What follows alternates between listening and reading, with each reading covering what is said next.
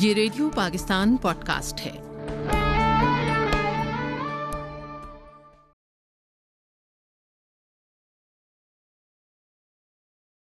السلام علیکم، میں ہوں آپ کی ہوسٹ ڈاکٹر حمیرہ قیصر، اور آج ہمارے مہمان مکرم ہیں جناب ڈاکٹر عزیز فیصل صاحب۔ آپ کی زندگی بے شک فہم و فراست کی ایک عظیم درسگاہ ہے۔ آپ نے ایجوکیشن میں پی ایچ ڈی کی ڈگری حاصل کی، اور آج کل آپ ایز اے پرنسپل ایک فیڈرل کالج کے میں ایز اے گریڈ 20 پر سرو کر رہے ہیں۔ آپ کے 2 شعری مجموعے جن کے نام ہیں ہاسا خاصا اور غلط پارکنگ، ان 2 ناموں سے منظر عام پر بھی آ چکے ہیں۔ آپ نے مزاح نگاری میں مختلف اصناف پر طبع آزمائی کی، جس میں نثر نگاری، قطع، غزل، نظمیں، یہ تمام چیزیں شامل ہیں۔ اگر ان کی شاعری کا احاطہ کیا جائے تو میرے خیال میں کہ یہ آدھا گھنٹہ شاید ان کی شاعری کا احاطہ کرنے کے لیے بے شک ناممکن ہوگا۔ ایک چھوٹے سے 2 اشعار سے ان کے میں آغاز کروں گی۔ کام ٹھپ ہے ادب کی کان میں کیا، پڑ گئی پھوٹ ور کران میں کیا، ایک خلائی شٹل اڑانے کو قابلیت ہے کوچوان میں کیا۔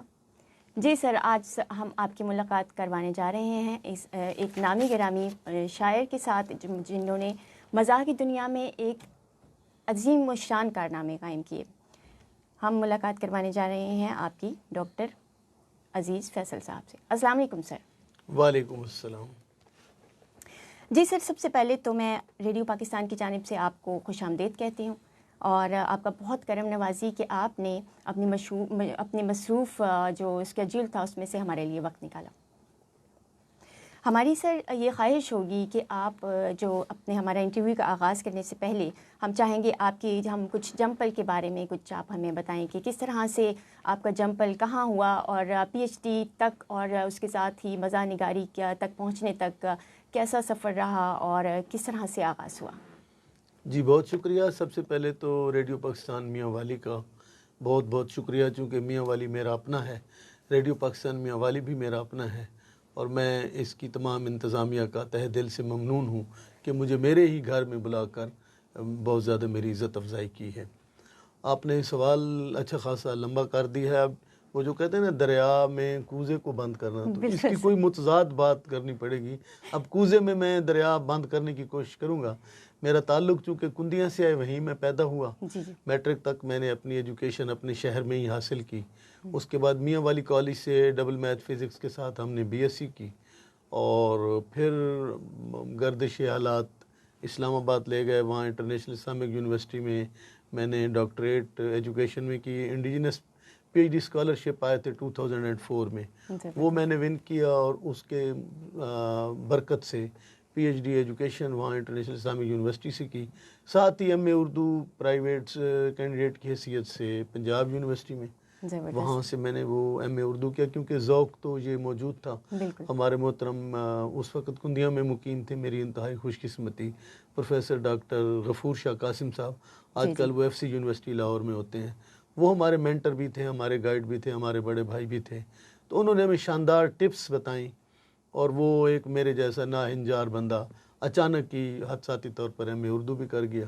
پھر چونکہ میرا تعلق شعبہ تعلیم سے ہے، تو میں نے وہاں سے اوپن یونیورسٹی سے پھر ایم ایڈ بھی کر لیا، اور آج کل میں اسلام آباد کے ایک سکول میں بطور پرنسپل کام کر رہا ہوں۔ صحیح۔ اچھا سر، یہ بتائیے کہ آپ کو کس طرح کب یہ محسوس ہوا کہ ڈاکٹر عزیز فیصل کے اندر ایک مزاح نگار چھپا ہے؟ کب آپ کو یہ احساس ہوا کہ آپ مزاحیہ شاعری کرنا آپ کو کی جانی چاہیے، آپ کو کرنی چاہیے؟ کب آپ کو؟ میرا خیال ہے کہ اس کی شروعات شاید 84-85 میں ہوئی، جب میں نے میاں والی کالج میں ایڈمیشن لیا، اور وہاں پر ہمارے ٹیوٹوریل گروپس بنے۔ میرا گروپ نمبر 8 تھا۔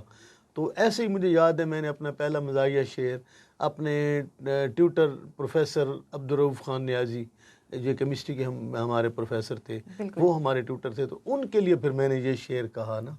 تو میں نے انہیں کہا، ایج بھی ہماری ایسی تھی، مطلب ایک کالج کا اسٹوڈنٹ 3rd ایئر کا، تو شرارت بھی طبیعت کے اندر موجود تھی، کیونکہ ہنسی مذاق لطیفہ بازی یہ طبیعت میں میرے موجود تھی. گویا وہ آپ کا وہ پہلا شعر تھا جو کہ آپ نے اس وقت کہا, تو آپ ہم سب کے ساتھ بھی وہ شعر کیجیے. جی, میں وہی شعر آپ کے ساتھ شیئر کرتا ہوں. تو وہ پھر میں نے پروفیسر صاحب کو مخاطب ہو کر کہا کہ مجھے ایگزیکٹ یہی شعر تھا. یعنی اب مجھے اس وقت کوئی اندازہ نہیں تھا کہ اوزان کیا ہوتے ہیں یا باقی چیز کیا ہوتی ہے, لیکن ظاہر ہے اندر شاعر موجود تھا. تو میں نے کہا کہ مجھے پتا ہے کہ ان پر ہیں آپ بھی عاشق.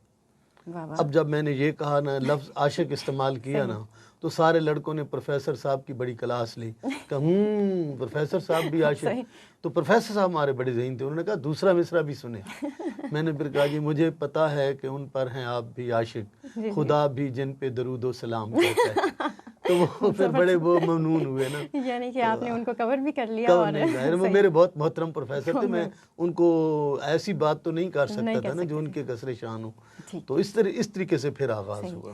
اچھا سر, کچھ ایک اشعار ایسے ہوتے ہیں جو کہ حاصل غزل ہوتے ہیں, تو میں چاہوں گی کہ آپ اس طرح کے کچھ متفرق اشعار جو آپ کو محسوس ہوتا ہے کہ یہ حاصل غزل تھے, وہ آپ ہمارے ساتھ آج ضرور شیئر کریں, اور اسی ہم آپ کی شاعری سے پروگرام کو آگے بڑھائیں گے.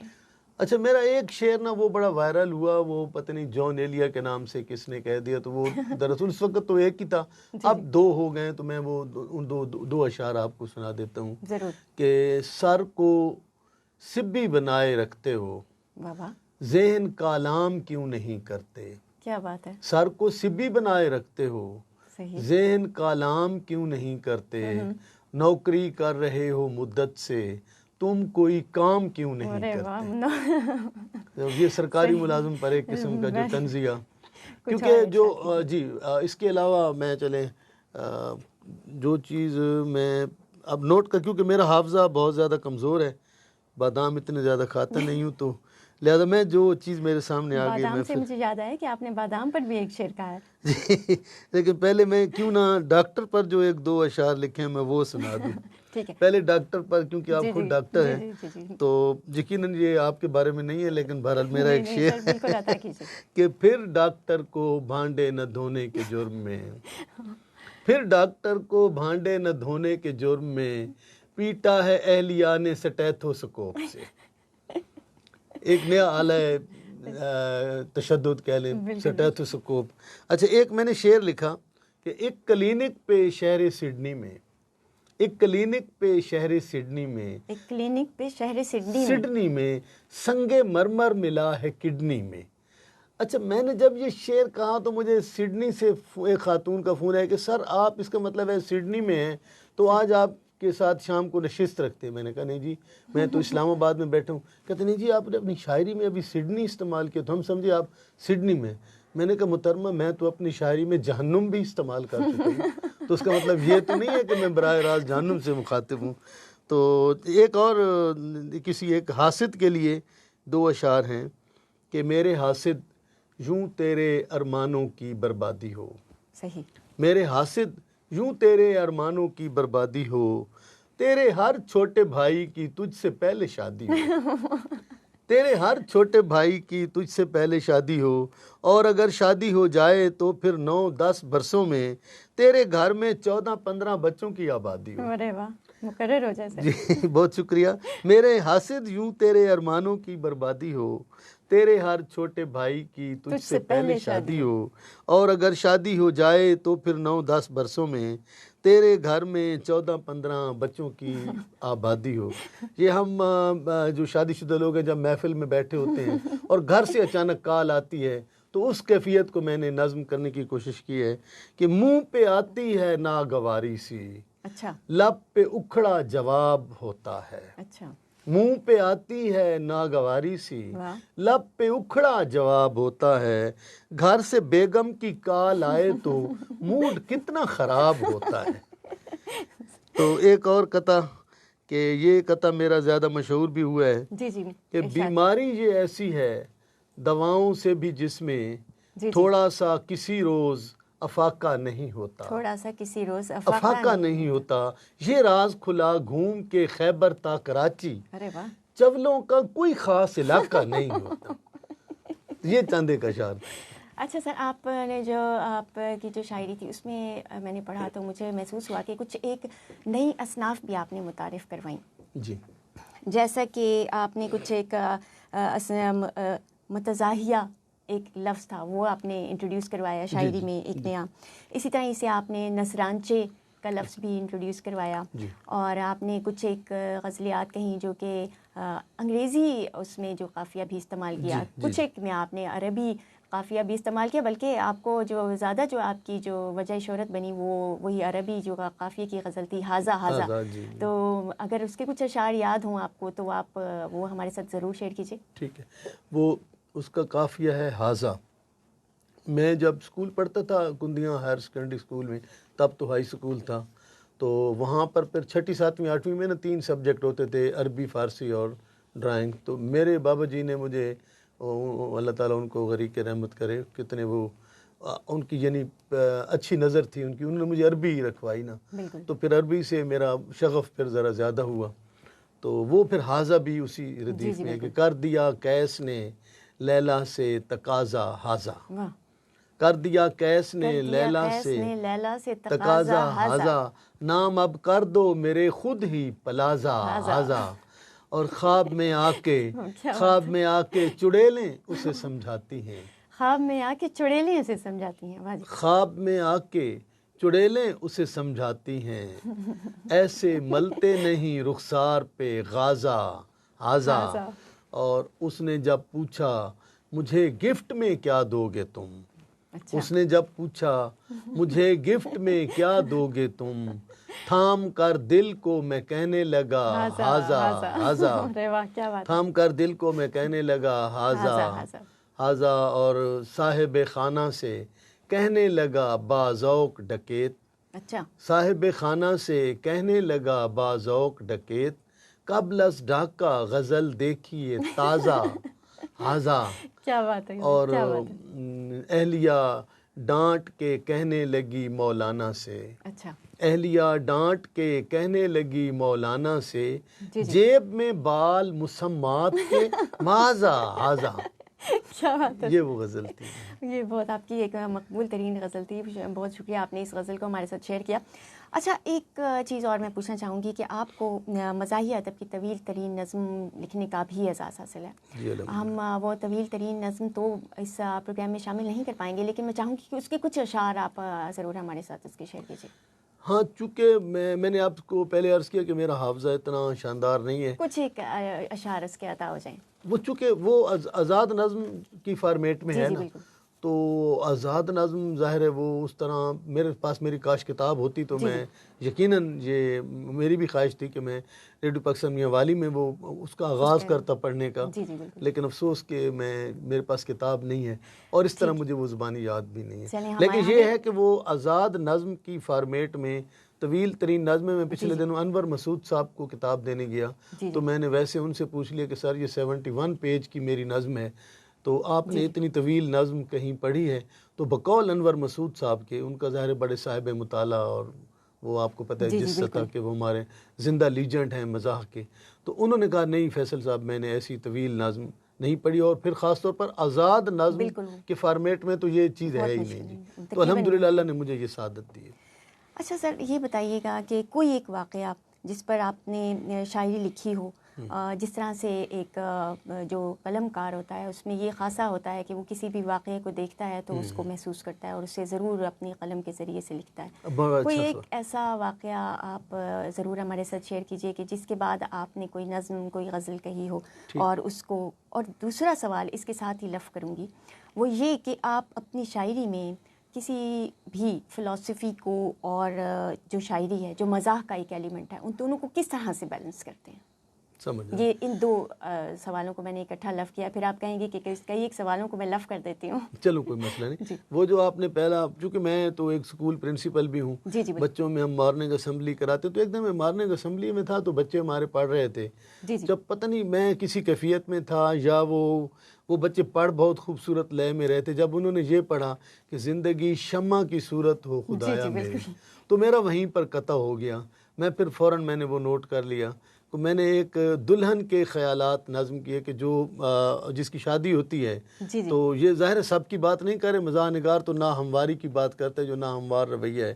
تو ایک دلہن پھر شادی کے بعد سسرال میں جا کر کیا پلاننگ کرتی ہے. اچھا. تو وہ میں نے اس قطعے میں نظم کیا ہے. جی جی. کہ وہ اس طرح تھا کہ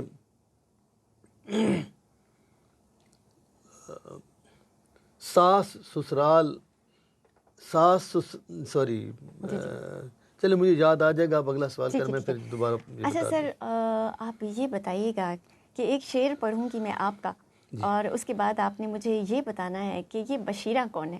جی ٹھیک ہے، شعر پڑھیں. درختوں سے پرندے اڑنے لگتے، بشیرہ اتنا اونچا کھانستی ہے. یہ بشیرہ بتائیے گا کہ کون ہے، اور کیا کبھی آپ کو یہ اتفاق ہوا کہ بشیرہ نے کبھی ریئل لائف میں کوئی بشیرہ آپ سے اس کا دو بدو ہوئی ہو، یا اس نے کوئی شکایت کی ہو، جس طرح سے ابرار الحق پہ بلو نے ایک دفعہ مقدمہ کر دیا، تو کیا آپ کو بھی اس طرح سے بشیرہ نے کبھی آپ کو زندگی میں ریئل لائف میں آپ کو پریشان کیا، یا یہ ایک فرضی کیریکٹر ہے؟ نہیں، بشیرہ ایک رومانوی فرضی کردار ہے جو کہ ہمارے معاشرے میں ہمارے ارد گرد بہت زیادہ تعداد میں پایا جاتا ہے. اور اس کردار کا تعلق ہمارے دیہاتی کرداروں سے ہے.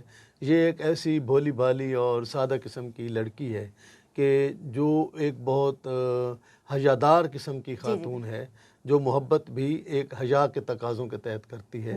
اور جو لیکن وہ کھانسی بہت اونچا ہے. ہاں، وہ اس کے اندر ایسی کچھ دیہاتی عادات ہیں جو کہ بڑی ناہموار سی ہیں. اس بیچاری کو احساس نہیں ہوتا، تو میں اسے یہی احساس دلا کر اس کو بتاتا ہوں، اور اس کے تھرو سارے لوگوں کو بتاتا ہوں. جیسے آپ نے کہا کہ بشیرہ اتنا اونچا کھانستی تھی، تو کھانسنے والے تمام لوگوں سے گزارش ہے کہ جب آپ کھانسا کریں تو منہ کے آگے ہاتھ رکھ دیا کریں، اور کھانسنے کا جو والیوم ہے وہ تھوڑا کم رکھا کریں، تاکہ وہ جو شور کی آلودگی ہے، یا باقی آپ تو خود ڈاکٹر ہیں، تو جو آلودگی کے اثرات لوگوں تک نہ پہنچیں. سر یہ بتائیے گا کہ انسان کے اندر مختلف موڈ سوئنگس ہوتے ہیں، کبھی اداس ہوتا ہے، کبھی خوش ہوتا ہے، لیکن ایک مزاحیہ جو قلم کار ہوتا ہے اس سے زیادہ تر یہ تصور کیا جاتا ہے کہ وہ ہمیشہ ایک ہی موڈ میں انسان کو نظر ہے. کبھی آپ کو اپنی لائف میں اس چیز کا سامنا کرنا پڑا کہ اندر سے آپ اداس ہوں لیکن لوگوں کے سامنے آپ کو مسکرانا پڑا ہو، اس حوالے سے آپ کو کبھی کسی پریشانی کا سامنا کرنا پڑا کیا؟ میں اگر وہ پہلے قطع مجھے یاد آ گئی وہ بھی سنا تو پھر میں اس کا جواب دیتا ہوں کہ وہ دلہن کہتی ہے کہ نند کو ناچ میں تگنی کا نچاؤں ہر وقت، ساس سسرال رہیں بن کے رعایا میری. رعایا میری، ٹھیک ہے نا. نند کو ناچ میں تگنی کا نچاؤں ہر وقت، ساس سرتاج رہیں بن کے رعایا میری. حکم سسرال کے ویڑے میں فقط میرا چلے، زندگی اماں کی صورت ہو خدایا میری. وہ شمع سے پھر میرے ذہن میں اماں کا لفظ آیا نا، تو ایک سماجی مسئلہ. اچھا دیکھیں، جو مزاح ہے یہ ایک سنجیدہ کیفیت کے رد عمل کا نام ہے. بالکل. بلکہ میں تو بلکہ ایک چیز انور مسعود صاحب کی یہاں پر ضرور کوٹ کرنا چاہوں گی. وہ کہتے ہیں کہ مزاح در حقیقت وہ ہے جسے نچوڑا جائے تو اس میں سے آنسو ٹپکنے لگیں. ٹھیک بات ہے. تو آپ بھی یقیناً اس چیز سے ہم سب بھی اتفاق کرتے ہیں. سر ایک اور کوشچن آپ سے کرنا چاہوں گی، مجھے یہ بتائیے گا کہ آپ رائٹر بلاک کو کس طرح سے مینیج کرتے ہیں؟ کیونکہ کہا جاتا ہے کہ مزاح وہ ہے جسے نچوڑا جائے تو اس میں سے آنسو ٹپکنے لگتے ہیں. آپ کس طرح سے اس چیز کو مینیج کرتے ہیں؟ میں آپ کو سوال نہیں سمجھا. آپ نے کہا جس طرح بعض اوقات انسان کے اوپر ایسی کیفیت ہوتی ہے کہ وہ نہیں لکھ پا رہا ہوتا، آپ اس چیز کو کس طرح سے مینیج کرتے ہیں، اور کس طرح سے وہ اندر کا جو انسان ہے وہ اپنے مزاح کی کیفیت کے ساتھ سنک ہوتا ہے، کوآرڈینیٹ کرتا ہے، اور لکھنے میں اپنی قلم کو رواں رکھتا ہے؟ سوال یہ. اچھا، ایک میں تو اس میں غلط فہمی ہی کہوں گا کہ وہ غالب تو کہہ سکتا ہے کہ آتے ہیں غیب سے یہ مضامی خیال میں. ہم چونکہ اس عہد کے غالب ہیں تو ہمارے تو شاید وہ مسائل نہیں ہیں. ہمارے مسائل کی نوعیت غالب سے یقینی طور پر مختلف ہے. ہمارے تو ارد گرد اتنے واقعات رونما ہوتے ہیں کہ وہ ٹریگر کرتے ہیں نا ہمیں. اور وہ کوئی اس طرح نہیں ہے کہ کوئی اسپیشل کوئی ڈاک آتی ہے آپ کے پاس اور پھر آپ شعر لکھنا شروع کرتے ہیں. دراصل شاعری کیا ہے، آپ کا موڈ، آپ کی کوئی آپ بہت ساری آبزرویشن ہیں نا، وہ آپ کے دماغ میں پکتی رہتی ہیں.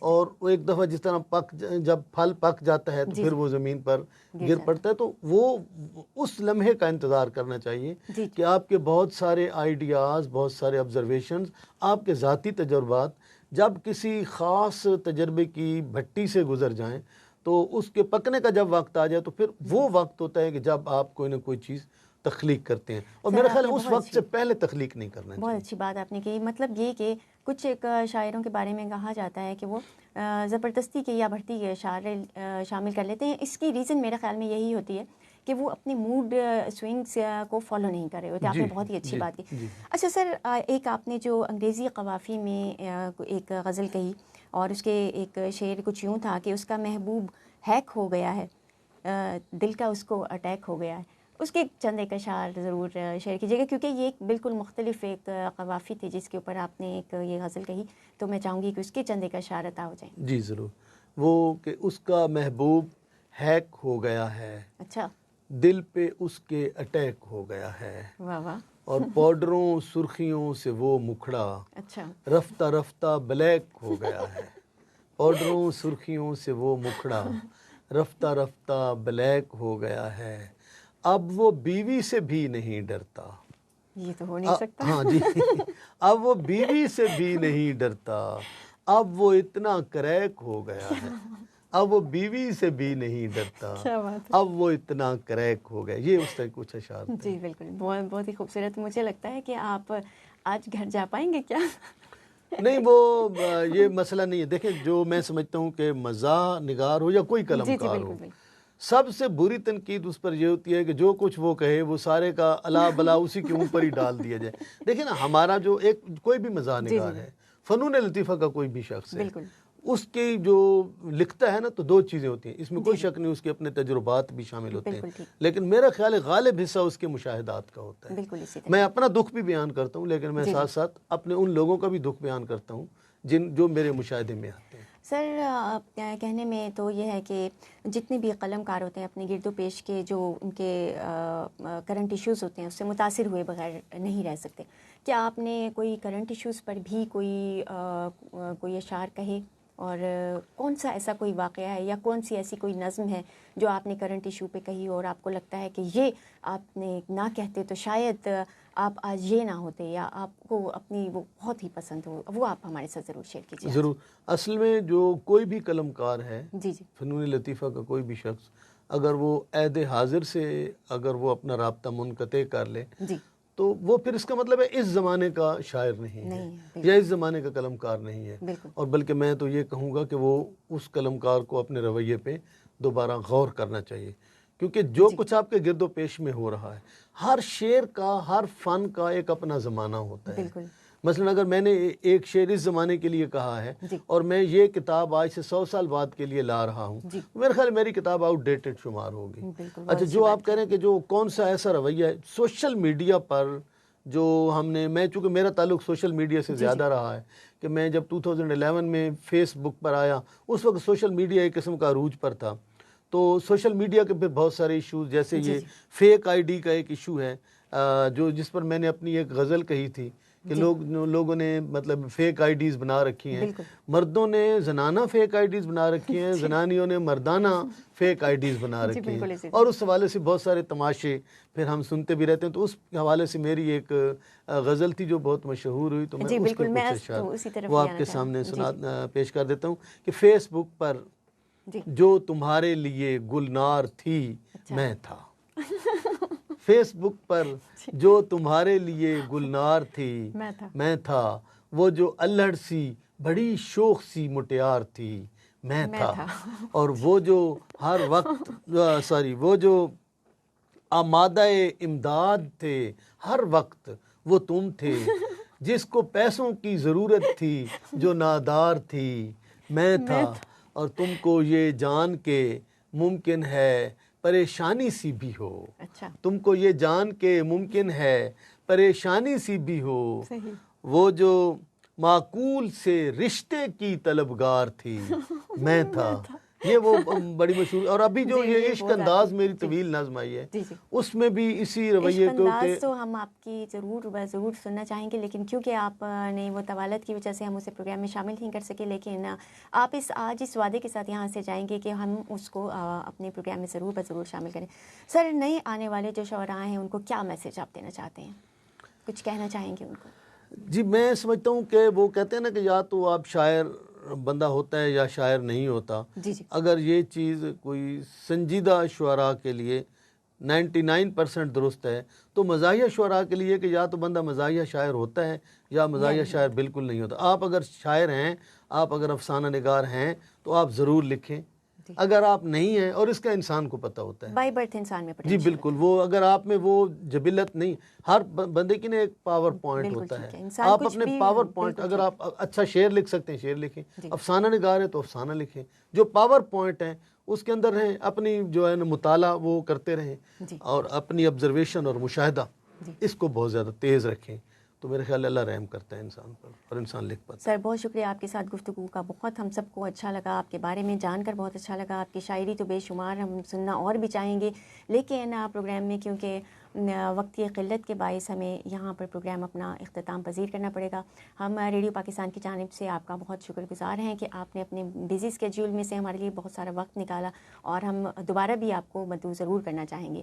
اس کے ساتھ ہی دوستو ہمیں ریڈیو پاکستان سے اجازت دیجیے، اور ہم کوشش کریں گے کہ اپنے پسندیدہ شاعر کو دوبارہ سے بلائیں اور ان سے بہت ساری غزلیں، نظمیں، بہت ساری چیزیں نئی ہم ان سے سن سکیں. اللہ حافظ.